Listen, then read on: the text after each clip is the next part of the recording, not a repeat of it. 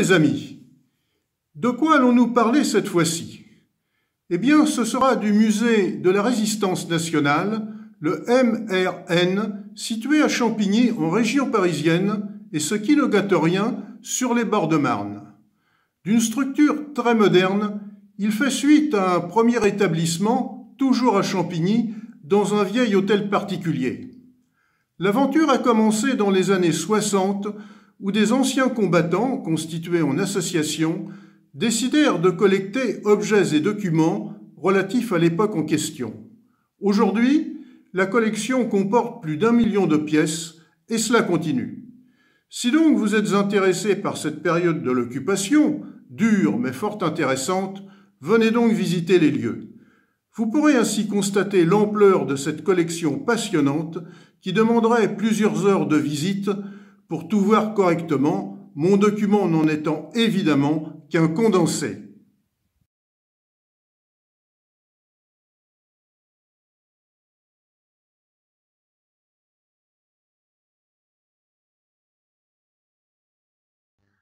Bien sûr, cet escalier est superbe, bien décoré et surtout très lumineux. Mais ne vous leurrez pas, les salles d'exposition, elles, sont plongées dans une semi-obscurité. La conservation des objets et documents l'exige ainsi. Mais cette semi-obscurité n'est nullement désagréable. D'ailleurs, tout ce qui est exposé se trouve protégé dans des sortes de vitrines disposant d'un éclairage adéquat. Un seul problème, les reflets, qui décidément ne sont pas les amis des photographes.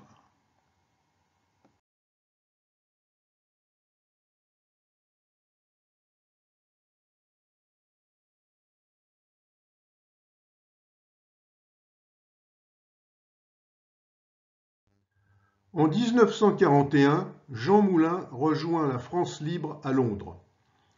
Il est reçu par le général de Gaulle à qui il fait un compte-rendu de l'état de la résistance en France.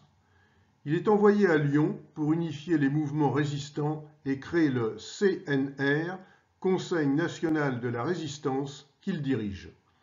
Il sera arrêté à Caluire, dans la banlieue de Lyon. Conduit au siège de la Gestapo, il est torturé. Il meurt dans le train qui le transporte en Allemagne peu avant le passage de la frontière. Son décès est d'ailleurs enregistré en gare de Metz. Il a été fait compagnon de la Libération, nommé général de brigade à titre posthume, puis général de division. Un cénotaphe lui est dédié au Panthéon, son corps n'ayant jamais été identifié avec certitude, l'urne qui s'y trouve ne contenant que les cendres présumées de Jean Moulin.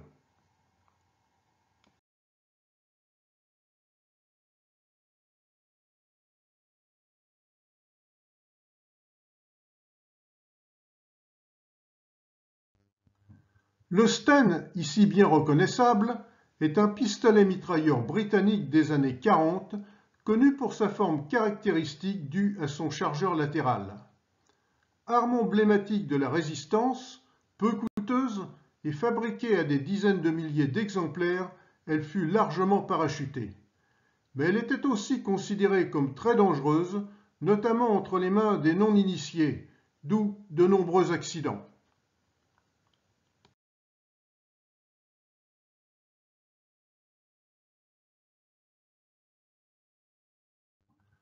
Henri Jablon était affilié au mouvement franc-tireur et partisan du MOI.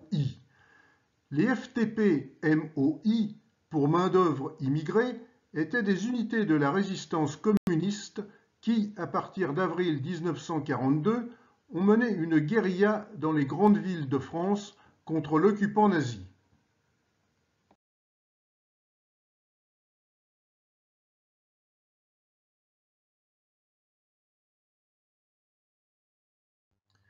Il peut paraître étonnant qu'un poste émetteur-récepteur soit présenté avec en arrière-plan une publicité pour des biscuits.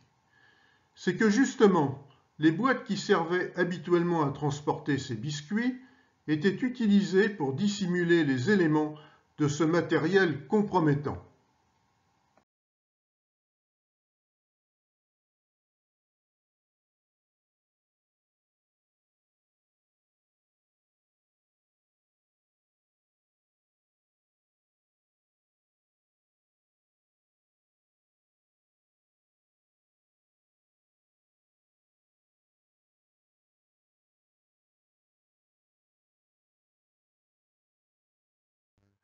André de Wavrin, dit le colonel Passy dans la Résistance, était un officier français qui fut pendant la Seconde Guerre mondiale chef du BCRA, les services secrets de la France libre, auprès du général de Gaulle. Décédé en 1998, il a été inhumé dans l'ancien cimetière de Neuilly-sur-Seine.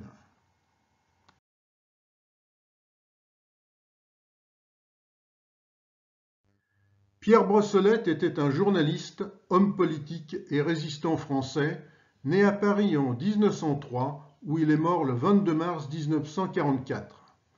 Il eut de nombreux pseudonymes, tels que Brumaire, Polydore, Philippe Baron, 8 en tout, semble-t-il. Affilié à la section française de l'Internationale ouvrière, il était également membre de la Ligue des droits de l'homme et de la Ligue internationale contre le racisme et l'antisémitisme. Chevalier de la Légion d'honneur, il avait été fait compagnon de la Libération et était titulaire de la médaille de la Résistance.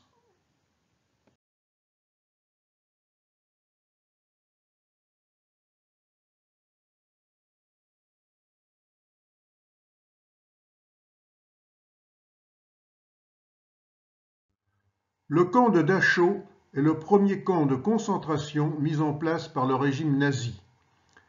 Il était situé à 17 km au nord-ouest de Munich.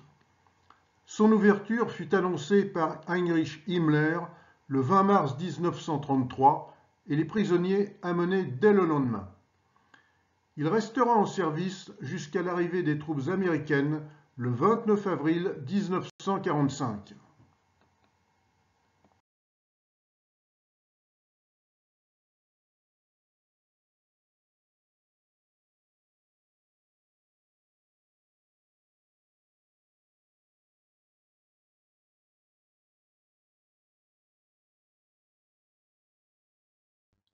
D'origine espagnole, Celestino Alfonso est, durant l'occupation, chef de groupe dans les FTP-MOI de la région parisienne. Après l'exécution de Julius Ritter, il est arrêté en novembre 1943, condamné à mort et fusillé au Mont-Valérien par les Allemands le 21 février 1944 avec 21 hommes de son groupe, dont le poète d'origine arménienne Misak Manoukian.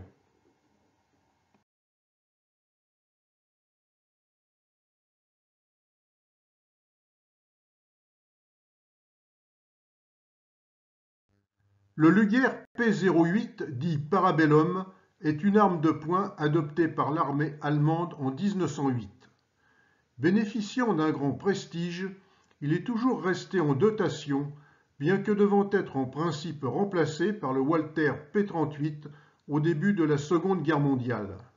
Son nom vient de l'expression latine « civis pacem parabellum », autrement dit « si tu veux la paix, prépare les guerres ».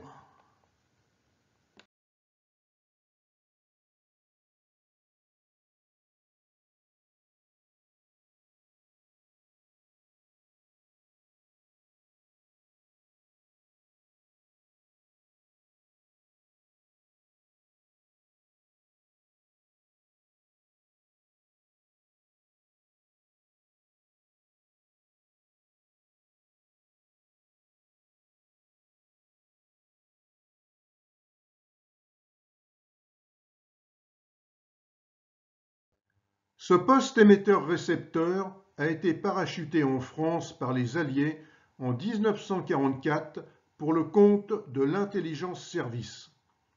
L'annonce du parachutage est précédée par la phrase codée « Le bébé est lourd ». En effet, l'ensemble pèse plus de 13 kg. Il comportait un marquage rouge avec triangle qui signifiait « poste radio ».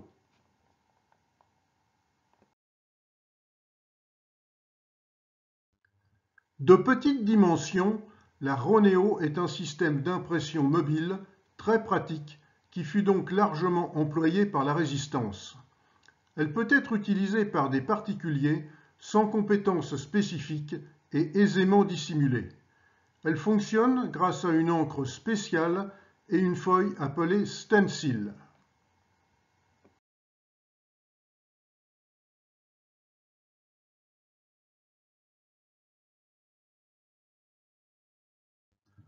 Le lance-tract était un objet de fabrication artisanale. Une tapette à rats, munie d'une sorte de retardateur constitué d'une boîte de conserve remplie d'eau, projette les tracts dans la rue, l'utilisateur ayant donc eu le temps de s'éloigner. Le 5 novembre 1940, lors d'une visite du maréchal Pétain à Toulouse, un groupe de jeunes communistes parvint ainsi à jeter des tracts au passage du cortège officiel. Connus des services de police, les jeunes résistants seront interpellés 3 semaines plus tard.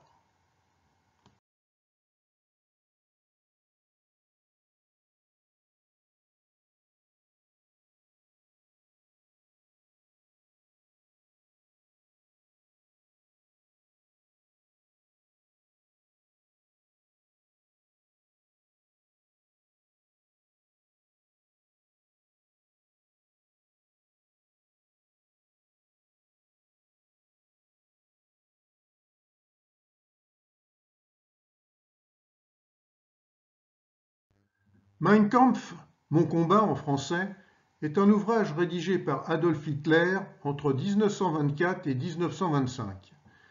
Il a été commencé durant les 9 mois de sa détention à la prison de Landsberg à la suite d'un putsch raté.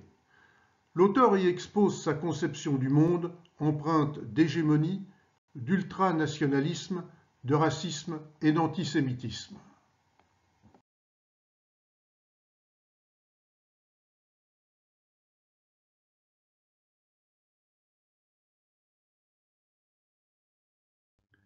Les FFI, Forces françaises de l'intérieur, sont le résultat de la fusion au 1er février 1944 des principaux groupements militaires de la résistance intérieure qui s'étaient constitués dans la France occupée.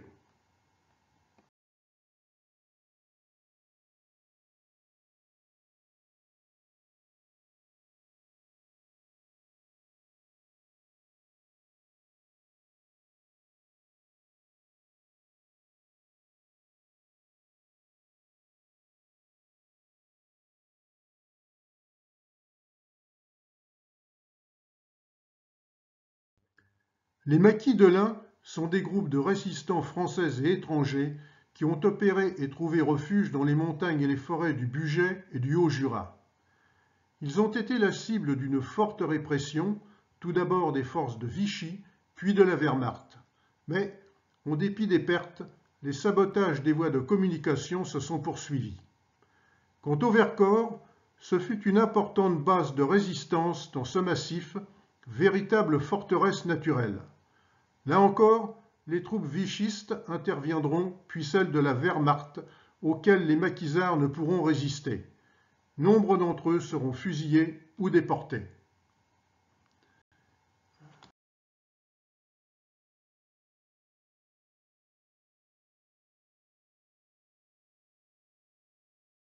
Le colonel Fabien ne participera pas à l'invasion de l'Allemagne. En effet, le 27 décembre 1944, alors qu'il se trouvait dans son quartier général à Absheim, près de Mulhouse, il est tué par l'explosion d'une mine qu'il examinait et dont il pensait connaître le fonctionnement.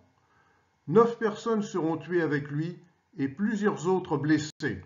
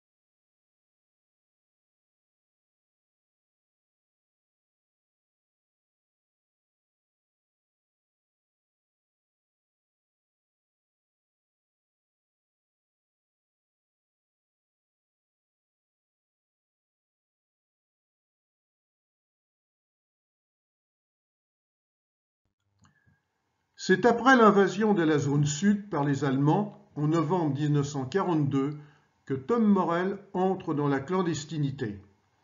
Avec le capitaine Maurice Angeau, il va mettre sur pied la résistance dans le plateau des Glières en Haute-Savoie, dont le nombre de volontaires se multipliera. Durant la nuit du 9 au 10 mars 1944, Tom décide d'une opération à Entremont contre le siège du GMR local, un des groupes mobiles et paramilitaires de Vichy. L'opération réussit et les prisonniers sont désarmés, mais leur commandant, qui avait conservé une arme sur lui, tire sur Tom Morel, qui est tué. L'auteur du coup de feu sera alors immédiatement abattu.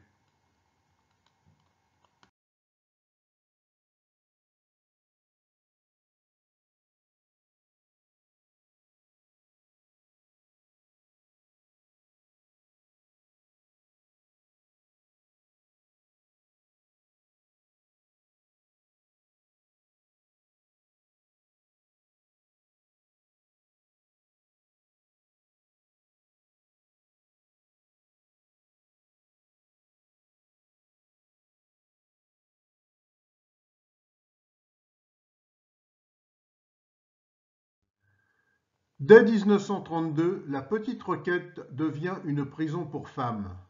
Durant la Seconde Guerre mondiale, 4000 y seront emprisonnés par la police française pour faits de résistance.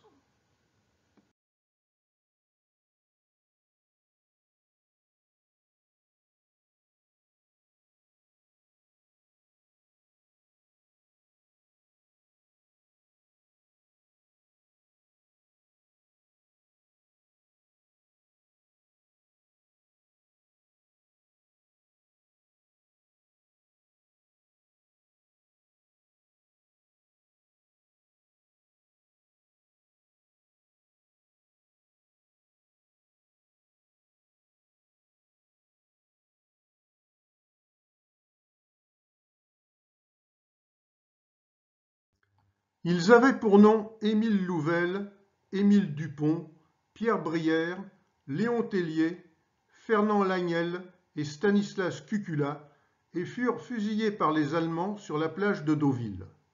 Une date, le 25 juillet 1944, a été retenue, semble-t-il, de façon arbitraire. Aucun autre renseignement ne paraît avoir été recueilli quant au motif de l'exécution, dont on peut néanmoins supposer qu'elle fut ordonnée pour des faits de résistance. Toujours est-il que ces jeunes, bien que soumis à la torture, n'ont rien avoué, sauvant ainsi la vie à plusieurs autres groupes.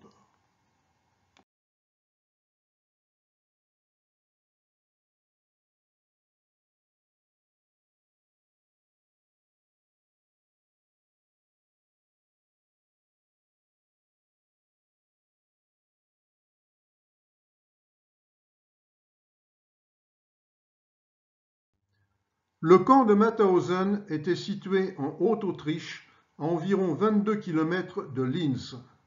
En fait, il s'agissait d'un complexe comprenant plus de 50 camps annexes situés en Autriche et dans le sud de l'Allemagne, dont les prisonniers étaient utilisés comme main-d'œuvre.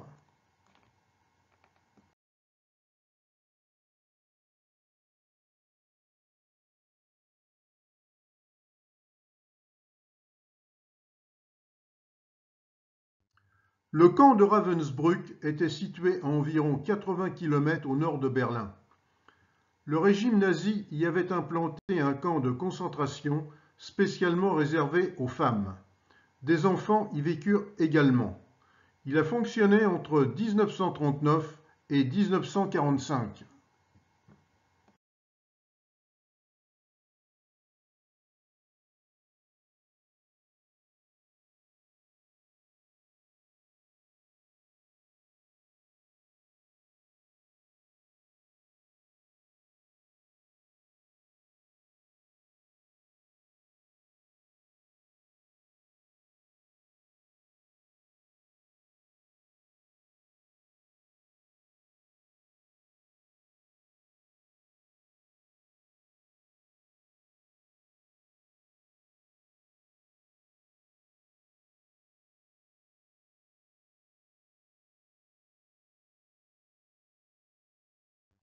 Ouvrier agricole de son état, Louis Berrier demeurait à Herne, dans le Calvados.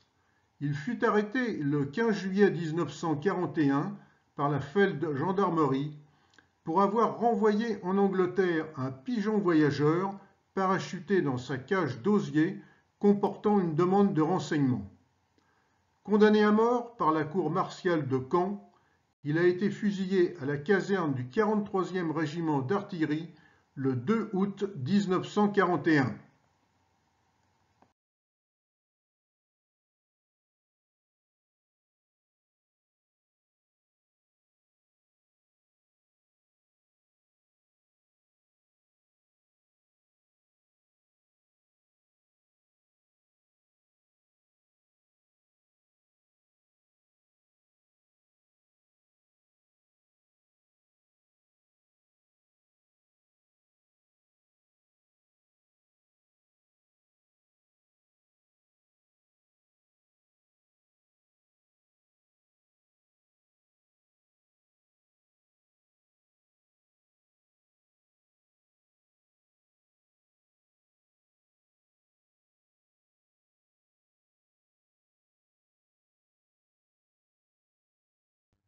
Marie-Claude Vogel, épouse Couturier, dite Marie-Claude Vaillant-Couturier, était une femme politique française née à Paris en 1912, où elle est décédée en 1996. Militante communiste et résistante, elle a été déportée en 1943 à Auschwitz, puis transférée à Ravensbrück, d'où elle sera libérée.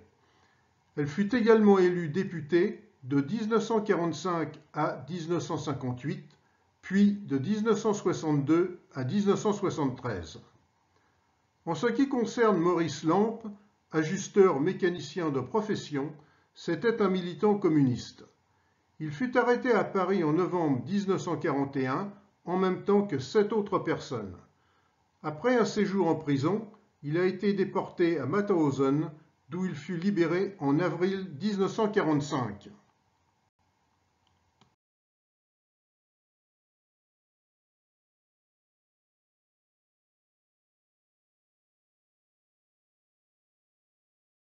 Ce document est maintenant terminé. J'espère que vous y aurez trouvé quelque intérêt. Comme je l'ai laissé entendre dans mon introduction, il ne s'agit que d'un simple survol de l'exposition qui est véritablement très importante, sinon imposante, sans parler de ce que l'on ne voit pas en archives. Si cette période de l'occupation vous intéresse, alors pas d'hésitation. Venez voir et même revenez. Par ailleurs, n'oubliez pas l'écran de fin, bonne visite et à plus tard pour d'autres expéditions.